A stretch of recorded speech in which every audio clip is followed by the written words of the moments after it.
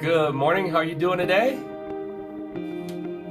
It's Ronnie Haskins, live, Auto Search USA.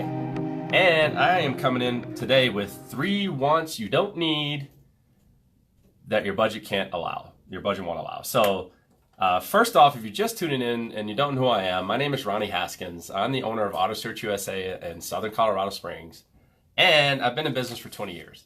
I'm also a real estate investor, and I've been working on this stuff for years.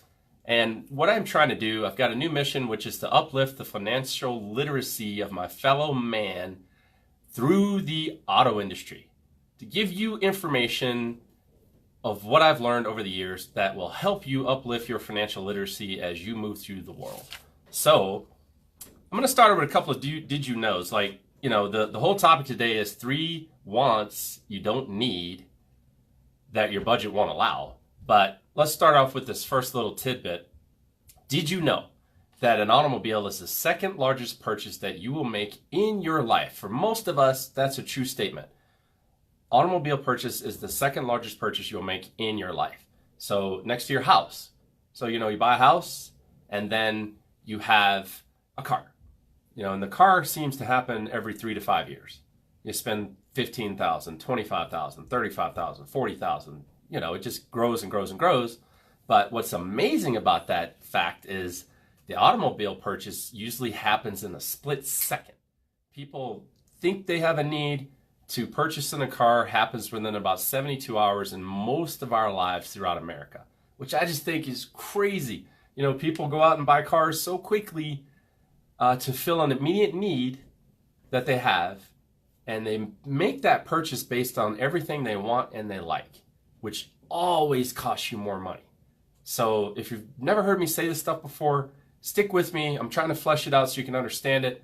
And at the end of this video, hopefully you'll be able to take some of this stuff, save yourself some money, and live a better life through having literacy in this specific topic. So the first thing is, when you're talking about buying a car, which is your second largest purchase, let's stay with that. The first thing that you might think you want, but you don't need, and your budget won't allow, is features. Let's talk about navigation. You know, navigation usually comes with leather, sunroof, heated seats, things of that nature. And when you look at them on paper, they're typically wants and likes. I was talking to my wife this morning, and she was like, yeah, we've got navigation in the car, and I don't think I've ever used it. I don't like it as much as I like it on my phone. I was like, wow, that's crazy, right? I mean, it's just certain things, they will just always be wants and likes versus needs. So to put it into practical application, when you're looking at navigation, heated seats, and leather, they usually cost you on average $2,500 to $3,500 more from one car to the other. So if you've got one car without those options, it's about $2,500 to $3,500 less money for the exact same car without those added features. Now, in your mind, you're thinking, but I need it. I'm like, okay.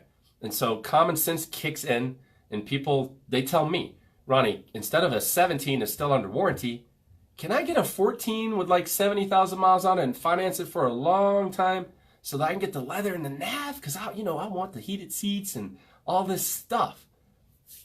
I'm telling you, common sense may sound like a good idea, but that particular moment, they're not thinking about the total cost of ownership of that car. You're financing it for a longer period of time. You have no warranty on the car. So anything that breaks on that 70,000 mile car with those cool features, you're going to have to pay for. And you just don't think about it. We just don't think about that stuff today. It only happens later when you're making the payments more than what you wanted to pay for longer than what you wanted to pay on the car, and your transmission goes out. So first topic of the day is think about the features. Try to write them down. Do you really, really need them, or do you really, really want them? Wants and likes cost you time and money every time. Number 2, Colorado people, all-wheel drive versus four-wheel drive. This is a hot topic. You know, people always want all-wheel drive or four-wheel drive, especially right now. You know, it's going to be 42 degrees as a high next Monday, and the phone calls are going to start coming in. You know, I got to get a four-wheel drive, I got to get all-wheel drive, and I'm like, wow, you don't really need it, do you? You know, I lived in Minnesota, and I drove a front-wheel drive car, and I think I got stuck once in 5 years. And what I noticed was whenever I grabbed a four-wheel drive to drive on the weekend, I'd be moving down the road, and this place had snow on the ground all the time in the winter, and I'm moving in the four-wheel drive, and I felt good. But then it hit me. I couldn't stop.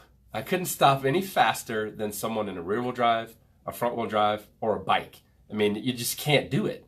And so this will happen to me, especially if you're a parent. Parents come in and they're like, I want my child to be safe, so we think we need a all-wheel drive. And I'm like, okay, tell me why. Why do they need an all-wheel drive? Well, I want them to be safe on the road. I'm like, okay. Well, do you know the one thing they can do that I can't do in a front-wheel drive that she'll be able to do in an all-wheel drive? And they're like, no, what's that? I'm like, well, they'll be able, when it's snowing 10 inches, they'll be able to move right by me. When I'm moving slowly to the stop sign, they'll be moving really fast because they have all this traction. But one thing they won't be able to do any faster is stop. So let that sink in. That's going to take a while. But, think about that when you're thinking about getting an all-wheel drive versus a four-wheel drive, because you probably don't need it. You probably just want it. There's a lot of other things we can talk about as well when it comes to all-wheel drive. More maintenance. All your tires have to be replaced at the same time. All of these different things that people don't think about when they're making the second largest purchase of their life. So, hope that helps. Number 3, we're going to talk about an SUV for the kids versus a minivan. This is a super hot topic. I'm going to get a lot of hate email for this one.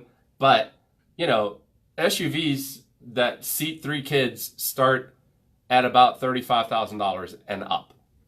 Minivans, you can get a really decent minivan for around $25,000. So we're talking about a $10,000 spread so that we can look cool, feel cool, and move in the snow faster than the other people in the minivan.